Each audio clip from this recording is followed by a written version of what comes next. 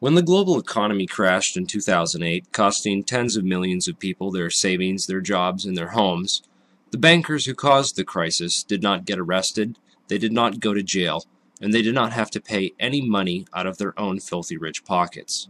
Instead, they got bailed out, and everyone else had to pay for it. This corrupt network of elite financial criminals has infested itself into the top levels of the U.S. government, military, business, and intelligence sectors. These people are the reason why the price of everything you buy has skyrocketed since just 10 or 15 years ago. The reason why empty homes now outnumber the homeless in America, and the reason why the national debt doubled. In another non-coincidence, it was also about that long ago that another event happened which divided history forever into an unforgettable before and after period. As it turns out, many of the same people involved in the economic inside job that crashed our economy and led to those banker bailouts were also involved in another inside job. In this video, we are going to blow the 9/11 conspiracy wide open. I began this investigation after seeing the documentary 9/11 Press for Truth and hearing about the 4 widows who lost their husbands on 9/11 and had to put immense political pressure on Congress and the Bush administration to actually start an official inquiry into the 9/11 attacks. This eventually, over a year later, led to the formation of the 9/11 Commission, which the Bush administration did everything in its power to stall and avoid. The 9/11 Commission concluded its investigation prematurely and left over 70% of the victims' family members' questions about the attacks completely unanswered. I made this video for them and anyone else who lost loved ones that day, so that the truth behind their murders could be known and the perpetrators brought to justice. The information you are about to see is both shocking and disturbing, but it is essential to the reclamation of our democratic republic from the hands of tyrants. If we don't address this information now, it's only going to get worse and worse. This is what a real 9/11 investigation might have uncovered if they had just bothered to look in the right places. In September 1991, shortly after the end of the Cold War, a cabal of elite bankers and intelligence spooks led by George H.W. Bush financed a $240 billion covert operations war chest through the purchase of 10-year securities that, as it happened, were scheduled to come due on September 12, 2001.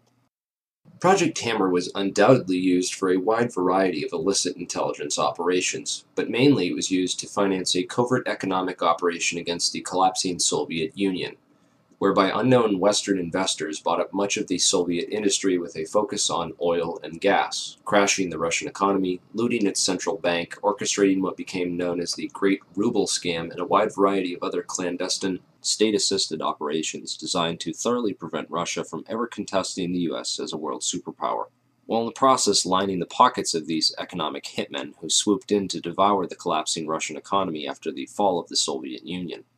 A spectacular investment for all, at least until money laundering investigations began tracing all the money, or when the 10-year deadline came up and the securities became due and began the routine process of authenticity and ownership checks. Evidence shows that several federal and private investigations had already stumbled upon the Hammer Fund and were compiling evidence on it up until the 9/11 attacks. These included the Office of Naval Intelligence, or ONI, which was moved to the outer E-ring of the recently renovated section of the Pentagon that was targeted and destroyed on 9/11. According to E.P. Heidner, the ONI had been investigating crimes associated with the plundering of Russia. 39 out of the 40 people who worked in those offices were killed on 9/11, including the entire chain of command. The Pentagon's financial accounting offices in that same wing were also an obvious target, as were the passengers on board Flight 77, many of whom coincidentally held top-secret clearances and were connected with Pentagon black operations. Agents of the Office of Naval Intelligence had also been investigating financial transactions which were linked to securities being managed by those securities dealers in the World Trade Center that were also targeted. 31% of the 125 fatalities in the Pentagon were from the Naval Command Center that housed the Office of Naval Intelligence. 41% of the fatalities in the Twin Towers came from 2 companies that managed U.S. government securities, Cantor Fitzgerald and Eurobrokers. There were 3 major security brokers in the World Trade Center: Cantor Fitzgerald, Eurobrokers, and Garbin Intercapital. At 8:46 on the morning of September 11th, Flight 11 flew directly into Marsh and McLennan's secure computer room in the North Tower, right below the floor on which Cantor Fitzgerald was situated. Cantor Fitzgerald was the largest security dealer in the U.S. Shortly after that, a massive explosion went off just under the FBI offices in the North Tower on the 23rd floor. Fires were reported on the 22nd floor at 8:47. There were also explosions and subsequent fires reported at Garbin Intercapital on the 25th floor and in the basement of Tower 1 as well. Shortly thereafter, at 9:03, Flight 175 hit the South Tower right below the floors on which Eurobrokers was situated. In all three cases, the explosive, fiery destruction consumed the offices and the several floors above, destroying files and trapping victims inside. In the midst of all this, Building 6 was destroyed by an explosion that took place before either tower fell. This secondary explosion took out a portion of the building which just happened to include the El Dorado Task Force's offices. The El Dorado Task Force was an interagency money laundering watchdog group responsible for coordinating all major money laundering investigations in the U.S. In the immediate aftermath of September 11th, these groups would be redirected to investigate terrorist financing. Building 6 was located directly between the North Tower and World Trade Center Building 7.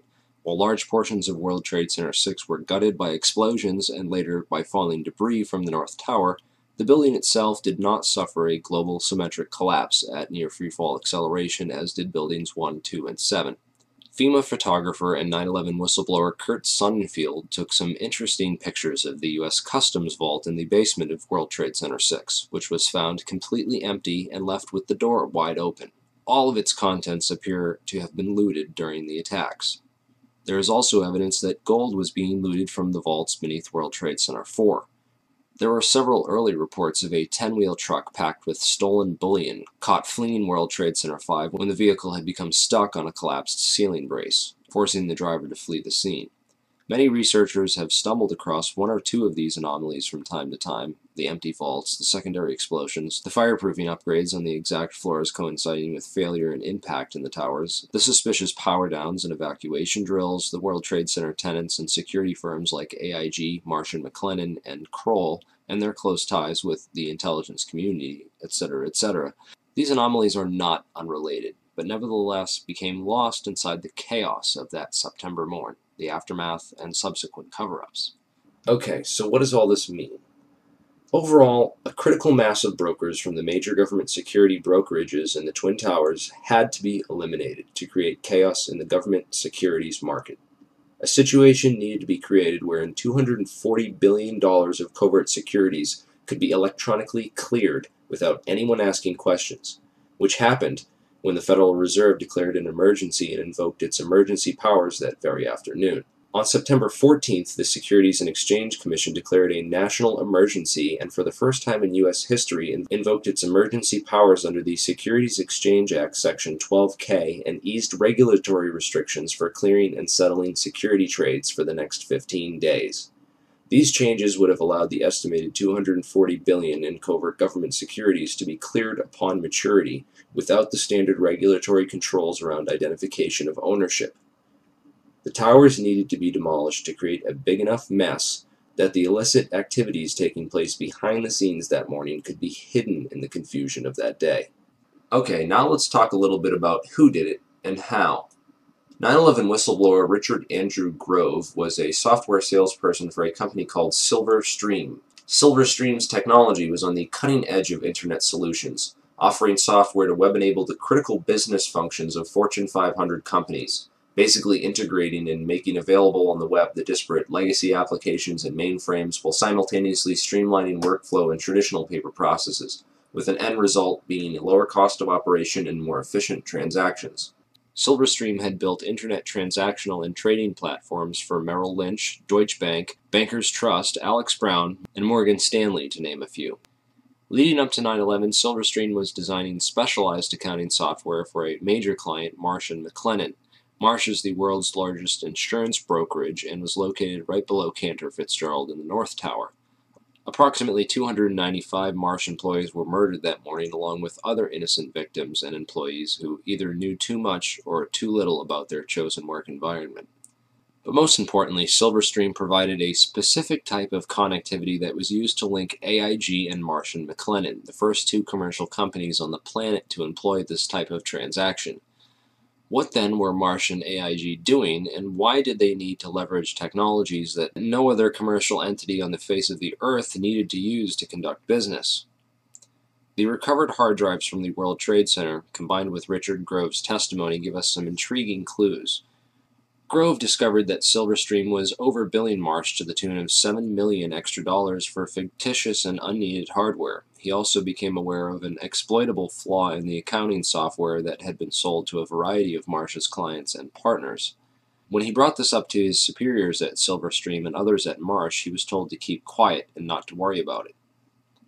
But other friends of his at Marsh were also getting concerned and began documenting what was going on and raising concerns within the company. At last, they were finally granted a hearing with one of Marsh's high-ranking executives and were told to bring all their evidence to a hearing scheduled for 8:30 a.m. on September 11, 2001, on the 93rd floor.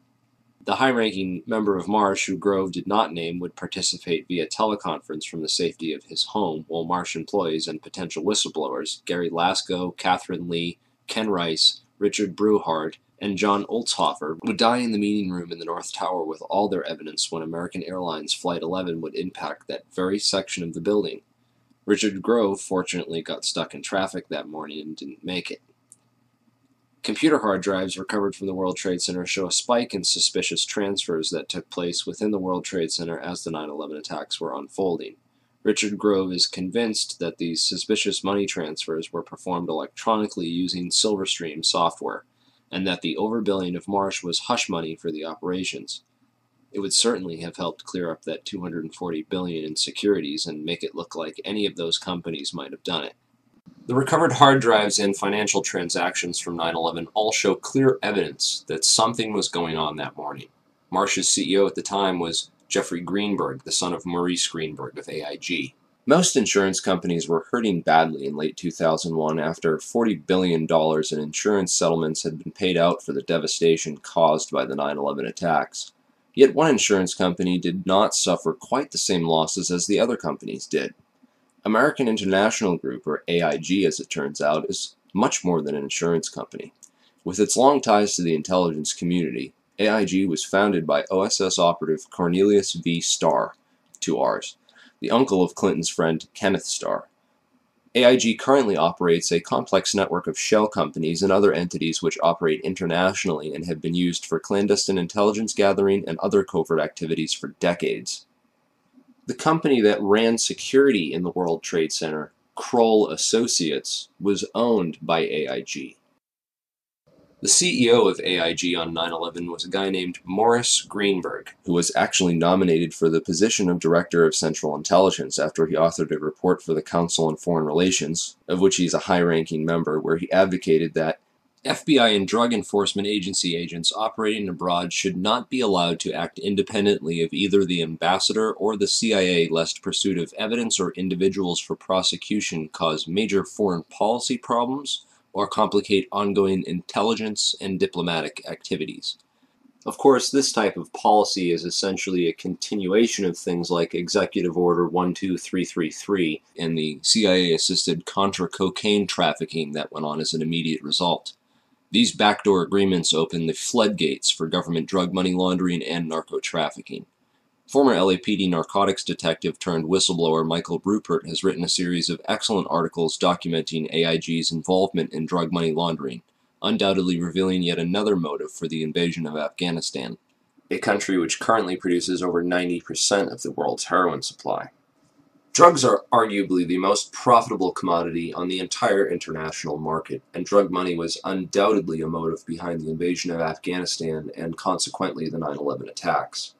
While companies like AIG launder the drug money for big banks, the actual drug production and trafficking can be traced back to the same Iran-Contra affiliates like Richard Armitage and Frank Carlucci. Unfortunately, that rabbit hole is a bit too deep and off-topic to get into here. I will mention that DynCorp was heavily involved, as well as Stewart Air Force Base in upstate New York, where the two flights out of Boston crossed paths simultaneously and shut off their transponders before making their way to the Twin Towers. Many researchers believe that the MENA operation was moved to Stewart Air Force Base after Barry Seal got whacked. Richard Armitage was the Deputy Secretary of State on 9/11, and according to whistleblower Michael Springman, he was the man responsible for granting visas to 15 out of 19 of the 9/11 hijackers, allowing them to enter the U.S. and pursue flight training. Frank Carlucci is the chairman of the Carlyle Group and was in Washington, D.C. on 9/11, having just met with George H.W. Bush and the brother of Osama bin Laden on Carlyle Group business. Frank Carlucci was also the chairman of BDM International, a company that served as a front for State Department black operations. Frank Carlucci's employees at BDM International left to take charge of Stratesec, the World Trade Center and airport security firm. Corporate Operating Officer Barry W. McDaniel, an ex-military expert in logistics and materials distribution, and CEO Wirt Dexter Walker III, who was a distant Bush cousin from the Herbert Walker line, with an extensive history of managing CIA front companies. Marvin Bush, the president's brother, was also a board member at Stratesec, although Stratesec maintained contracts for security upgrades which were set to expire on September 11, 2001. They were not the company officially charged with World Trade Center security. This role was assigned to a risk management firm called Kroll Associates. The World Trade Center security system itself was designed by a guy named Brian Michael Jenkins, who also happened to be a Rand Corporation advisor. Kroll's chairman, Jerome Hauer, was a longtime personal friend of ex-FBI counterterrorism expert John O'Neill, and was responsible for O'Neill's appointment as head of security for the World Trade Center just a few days prior to the 9/11 attacks. O'Neill was the world's leading expert on Osama bin Laden and al-Qaeda, and was a potential 9/11 whistleblower with hard evidence of White House complicity in the protection and shielding of the 9/11 hijackers from all means of federal investigation. Al-Qaeda hijacking suspects were flagged by the Able Danger terrorist tracking program, which was also shut down by the White House. Able Danger whistleblower Anthony Schaefer claims the U.S. government destroyed over 6 terabytes of data related to Able Danger, which he also claims identified 9/11 ringleader Mohammed Atta as early as February of 2000. Those atop the chain of command in the White House, military, and intelligence establishment deliberately ignored all the warning signs of an impending attack, a clever strategy of plausible deniability which also served to portray those in charge as incompetent rather than complicit. In every major head throughout the chain of command on 9/11, from NORAD to the military, we see a repeated theme of complicity through negligence or incompetence. After 9/11, failure and incompetence was rewarded, and whistleblowers were silenced. Combined with the fact that 6 corporations control 90% of the media, and CIA operations like Mockingbird admit to taking over and subverting our U.S. media, we can understand how such a big lie could have been kept from the American public for so long. But if you stop and take the time to do your research, you'll find all the evidence is there, hidden beneath a mountain of disinfo and lies. It's been 10 years since 9/11 happened, and we are left with hundreds, if not thousands, of unanswered questions about the 9/11 attacks. A transparently fraudulent 9/11 Commission report, which purposely failed to even mention the collapse of World Trade Center 7, and a host of ridiculous, so-called debunking websites, forums, and other literature, which have done absolutely nothing over the past 10 years to debunk anything other than cleverly selected strawman arguments, and have failed to stem the constant flow of new 9/11 information, which researchers have been uncovering and bringing out to the public. Instead, they continue to label truth seekers, including family members of people who died on 9/11, as conspiracy theorists, and devise clever propaganda designed to prevent the general public from looking any further into the evidence or the actual claims of the so-called conspiracy theorists. In this video, we will take a deeper look into the so-called investigations, which have provided us with the official story, and why they deserve a more thorough examination. The Bush administration initially stalled the 9/11 investigation for over 400 days. A week after 9/11, letters containing anthrax spores were mailed to several news media offices and 2 senators who were perhaps a bit too vocal about opening an official investigation into 9/11. The anthrax used in the attacks was identified as an Ames strain, which means it had to have come from the U.S. Army Medical Research Institute of Infectious Diseases at Fort Detrick, Maryland. A member of that institute, Jerome Hauer, managed the National Institute of Health response to the anthrax attacks.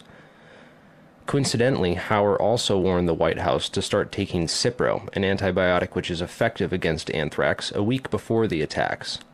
Jerome Hauer also happened to be a managing director at Kroll Associates, which ran security at the World Trade Center up until the weekend before 9/11, when that role was personally handed off by Hauer to FBI agent John O'Neill, who would later die in the attacks, drawing strong suspicion that he was set up due to his knowledge of Al-Qaeda and the 9/11 hijackers, whom he was blocked from investigating while he was working at the FBI.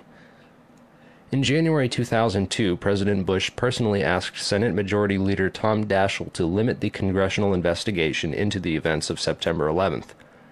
The Bush administration only formed the 9/11 Commission after being prodded by the victims' families, who lobbied Congress for over a year to open the investigations. When the Bush administration finally did open a 9/11 investigation, it was described by some members as set up to fail. The President has said only a minority of the Commission can see a minority of the documents, and then they have to clear what they're going to say to the rest of the Commission with the White House. If you're one of those 4 that gets to see these documents, would that change your opinion? No. They don't want any more eyeballs to see their documents than they can possibly get away with. It's a scam. It's absolutely disgusting. They even attempted to appoint Henry Kissinger, a known cover-up mastermind, as head commissioner. He resigned after victims' family members asked him sensitive questions about his connections to the bin Laden family and the Carlyle Group. Philip Zelikow wrote the conclusions for the report before the investigation ever began, and even then any areas which did not support the official story were neither mentioned nor investigated by the 9/11 Commission. 6 out of 10 members of that commission have discussed on record how the government lied about the official story, and 70% of the questions posed by the victims' families were never answered or officially investigated. It's important to look at what happened to the evidence from 9/11. The day of 9/11, most of the FBI was in Monterey, California on an agency retreat. Let's go to our State Department correspondent, Andrea Mitchell. Andrea, what can you tell us? Well, this from the FBI. The State Department has been evacuated. There was a meeting going on in the Operations Center. Other top officials were in the Situation Room at the White House. Colin Powell is in Bogota, Colombia, on a 2-day trip. But this very interesting information, Katie, Matt, and Tom, from the FBI, they had been operating a massive exercise from their hostage rescue unit. All of their top teams, about 50 personnel, helicopters, equipment, were in Monterey, California for the last 2 days, scheduled to fly back today commercially. So all of those people are out of place. It's fair to say, according to sources that we've talked to here at NBC, that the FBI rescue operations and other FBI operations are really in chaos right now because they can't reach their officials in New York. All of their phone lines are down, and now you've got all of their special experts on this stuck in Monterey, California, trying to get a military flight back because there are no longer commercial flights. So they are seriously out of pocket, and there is a real breakdown of the FBI anti-terror coordination team, which is, of course, the principal team that would lead any effort and was so effective under Jim Kallstrom in New York City during the World Trade Center bombing and the TWA explosion, which, of course, turned out not to be terror. Andrea, is the State Department... This was essential for keeping the more experienced and honest members of the agency as far away from the crime scene as possible, while other agency insiders could be assigned to the investigations before their counterparts returned. Federal authorities such as FEMA and the CIA took immediate control over the crime scene and began whisking away evidence that very same night. Turner Construction, one of the primary contractors at Ground Zero, occupied the 38th floor of the North Tower and was involved in performing the fireproofing upgrades inside the towers. It has been noted that these upgrades were completed in the 3 years before 9/11 on floors that match up almost identically to the floors of impact and failure on 9/11. Once the cleanup was fully coordinated, the operations were consolidated under the control of 2 primary contractors, AMEC Construction Management and Bovis Lend-Lease. These are the 2 companies that were originally assigned to the areas of Ground Zero that included the North Tower, AMEC, and the South Tower, Bovis. A truly surprising fact is that at the time of the attacks on 9/11, AMEC had just completed a $258 million refurbishment of Wedge 1 of the Pentagon, which is exactly where American Airlines Flight 77 impacted that building. Arguments over the size of the hole of the Pentagon and whether it was a plane or a missile are, in my opinion, a convenient distraction from the much bigger picture of why that section of the building was targeted and by whom. On September 10, 2001, Secretary of Defense Donald Rumsfeld announced that $2.3 trillion in unadjusted funds were missing from the Pentagon budget. The very next day, the offices whose responsibility it was for tracking that money down were destroyed when American Airlines Flight 77 impacted that very section of the building. The only off-site backup for the Pentagon's black budget financial records was a secure federal office building in the World Trade Center complex. Strangely, it too was destroyed on 9/11. World Trade Center 7 was the largest CIA headquarters outside of Langley, Virginia, and housed offices involved in several large-scale federal investigations into massive stock market and accounting fraud. Not surprisingly, World Trade Center 7 was the first to be cleaned up and the evidence destroyed at Ground Zero. So if 9/11 was really an inside job, then let's take a look at some of the people inside the buildings that were targeted and destroyed on 9/11. In the impact zone of the North Tower was a company called Marsh & McLennan, which at the time was the world's largest insurance brokerage company. One of Marsh's executives was a guy named L. Paul Bremer, who was also the chairman of the Congressional National Commission on Terrorism from 1999 to 2000, and the U.S. ambassador at large for counterterrorism from 1986 to 1989. Instead of going to work on the day of 9/11 and dying inside the towers with hundreds of his employees, Bremer decided to go on MSNBC and tell the world that Osama bin Laden was behind the attacks and possibly Iraq and Iran, and then he demanded the most severe military response we can come up with. L. Paul Bremer was called away from Marsh in 2003 to become the Iraq occupation governor, a role he has been widely criticized for. So Bremer not only worked inside the buildings, but had offices directly in the impact zone of the South Tower where Flight 175 would hit. He missed work on 9/11 to give us the official story on national television, and went on to be the Iraq occupation governor. You really can't get more connected to 9/11 than that. Oh wait, you can, sorry. I forgot to mention that Bremer was also the former manager for Kissinger Associates. He was a member of the board for Akzo Nobel, the parent of International Paint Company, which produced a fireproofing application for skyscrapers called Interchar. Bremer was also on the International Advisory Board for the Japanese mining and machinery company Komatsu, which at the time had been involved in a joint venture agreement with Dresser Industries, the oil services intelligence front where Prescott Bush Sr. and George H.W. Bush got their start with Neil Mallon. Anyway, the Komatsu Dresser mining division operated from 1988 to 1997, and in July 1996 it patented a nanothermite demolition device that could, quote, demolish a concrete structure at high efficiency while preventing a secondary problem due to noise, flying chips and dust, and the like. As many of you know, residues of thermite, a highly energetic chemical mixture, have been confirmed in samples of World Trade Center dust, and the use of thermite at the World Trade Center was also revealed by environmental data. See the description for more links and sources. Scientific Applications International Corporation, a defense contractor with expertise in thermite-related technologies, played a large part in the NIST World Trade Center investigation. A few other names and companies inside the Twin Towers also worthy of further investigation include Craig Stapleton, who is married to Bush's cousin Dorothy Walker Bush. Stapleton was the president of Marsh Real Estate Advisors from 1982 to 2001. He was a member of the board of directors for Sendant, that was charged with massive accounting fraud in 1998, and went on to join Winston Partners, a privately owned investment firm founded in 1993 and led by George W. Bush's brother Marvin. Other very powerful and well-connected people worked in senior management at Marsh. These included Stephen Friedman, a senior principal at Marsh Capital and former partner at Goldman Sachs, who later became George W. Bush's top economic advisor.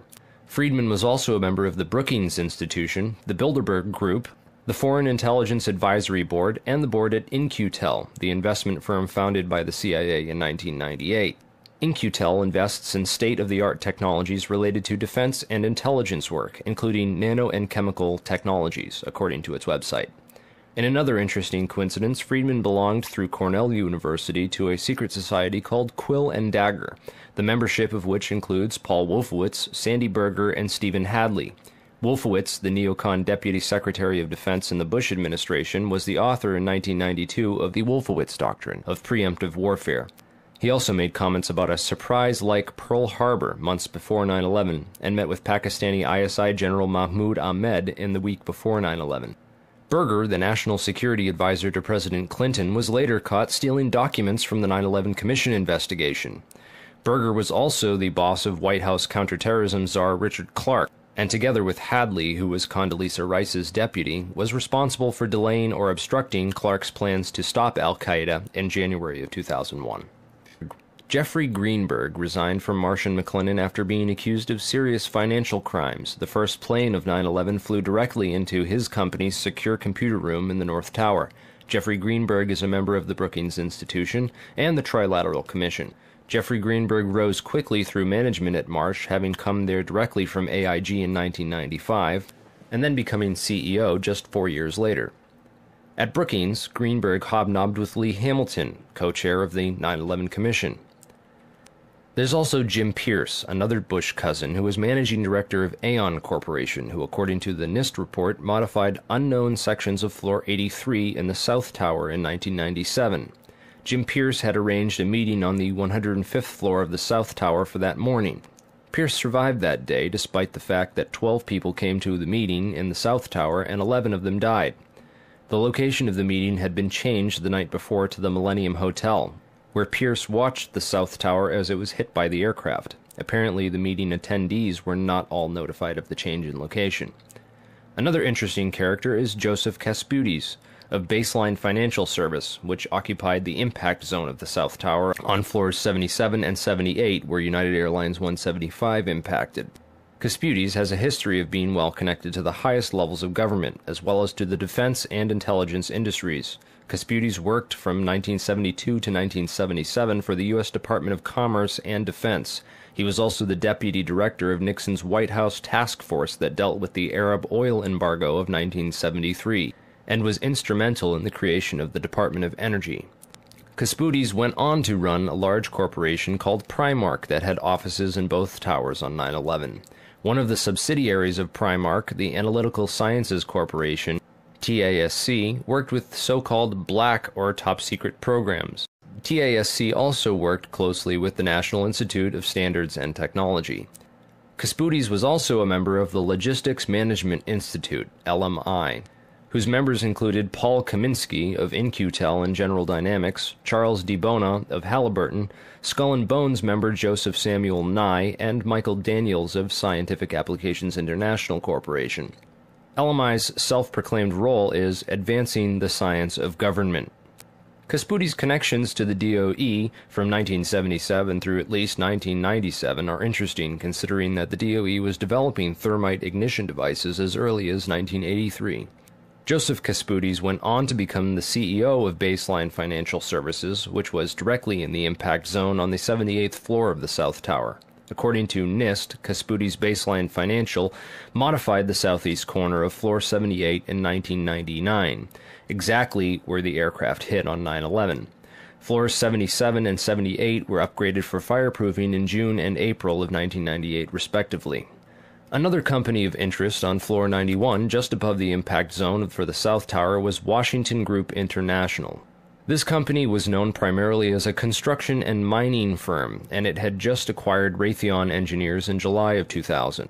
In 1996, Washington took over Morrison Knudsen, an engineering and construction firm that had a history of working on large-scale projects around the world, including in China, Iran, Afghanistan, and Saudi Arabia. The Army Corps of Engineers hired Morrison Knudsen to demolish over 200 buildings in 1995.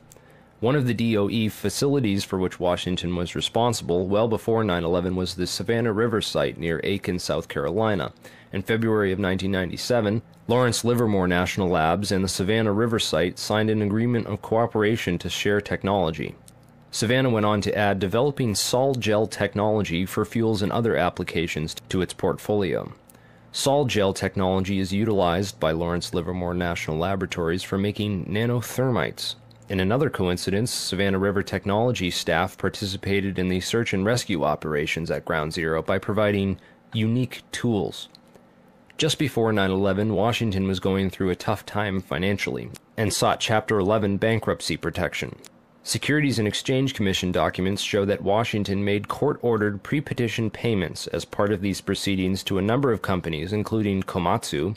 Washington also made payments to Greenhorn and Omara, whose employee Teresa McAllister was a lead author of the FEMA and NIST reports on the World Trade Center disaster, and to Sumitomo Bank, which was closely allied with Komatsu. Building 7 was a 47-story federal office building in the World Trade Center site, which collapsed at 5:20 p.m. on the afternoon of 9/11. This building was home to the CIA, in fact, the largest CIA headquarters outside of Langley, Virginia. It also housed offices for the Secret Service and the Securities and Exchange Commission. One of the most interesting tenants, however, was then Mayor Giuliani's Office of Emergency Management and its Emergency Command Center on the 23rd floor. This floor received $15 million worth of renovations, including independent and secure air and water supplies, and bullet and bomb-resistant windows designed to withstand 200-mile-per-hour winds. Mayor Giuliani was a former U.S. prosecutor for the South District of New York from 1983 to 1989, who was in charge of investigating the terrorist financing Bank of Credit and Commerce International. After he left his job as a prosecutor to start a political career, he worked for a law firm called White & Case that actually represented BCCI. So he went from prosecuting the BCCI to working for a law firm which defended the BCCI. This was likely his foot in the door of this underground corporate criminal network. Giuliani would later help to destroy all the crime scene evidence from Ground Zero. Giuliani's sidekick on 9/11 was Police Commissioner Bernard Kerik, who appeared to be coaching some of Rudy's actions that day, keeping him away from the media and even answering questions for him about explosives in the buildings. In fact, Bernard Kerik gave us the first official government pronouncement that no explosives were involved in the destruction of the World Trade Center buildings. Kerik's department was also the same one that found that pristine, completely undamaged hijacker's passport, which survived a plane impact, and Fireball, which destroyed 2 titanium black boxes and 3 towers. Yeah, Kerik would later receive a nomination from President Bush to become Director of Homeland Security, which he declined for personal and political reasons, and instead took a job training the Iraqi police force in Iraq alongside L. Paul Bremer. Both men are credited for turning Iraq into the unwinnable quagmire it is today. In February of 2010, Kerik was sentenced to 4 years in federal prison for conspiracy and fraud charges, unrelated to the crimes of 9/11, unfortunately, but it still goes to show you what kind of person he is. Definitely the kind of person you'd want inside the New York City police force during a staged event like 9/11. And lastly, we have the Pentagon. It's certainly peculiar, to say the least, that al-Qaeda terrorists hell-bent on destroying the USA would not crash their plane into the north wing of the Pentagon, where all the most important offices were, like Donald Rumsfeld, John Ashcroft, etc., and that they would instead choose to target the one section of the Pentagon that had most recently been refurbished to withstand missile impacts. It's also interesting to note that the company which completed the $258 million refurbishment to Wedge 1 of the Pentagon was also hired as a contractor to clean up Ground Zero in New York City. Wedge 1 also coincidentally housed the Pentagon's Budget Analyst Office, where DoD staffers were working on the mystery of the $2.3 trillion that was reported missing by Defense Secretary Donald Rumsfeld in a press conference the day before 9/11. The Pentagon's comptroller in charge of that money at the time was an interesting fellow named Dov Zakheim, a member of the Council on Foreign Relations, the International Institute for Strategic Studies, and a contributor to the neocon think tank Project for the New American Century. Zakheim helped write the PNAC document Rebuilding America's Defenses, in which he is credited for the line which states, "Further, the process of transformation, even if it brings revolutionary change, is likely to be a long one, absent some catastrophic and catalyzing event, like a new Pearl Harbor." Several members of the Bush administration, including President Bush himself, would later refer to 9/11 as a new Pearl Harbor. If anything, the individuals and organizations outlined in this video are at least as suspicious as the 19 hijackers themselves. This investigation and the facts presented and outlined in this video are by no means comprehensive or complete. We need to continue the investigation into these people, these companies, and their close proximity to the events of 9/11, and not find ourselves continuously lost inside speculative, circumstantial evidence and arguments. It's time to demand justice and accountability for the victims who were killed on 9/11 and the illegal wars and occupations that were created as a result of these attacks. And whether you believe everything in this video or not, it should at least make you consider opening a new investigation into 9/11 that looks deeper into these individuals and their suspicious connections.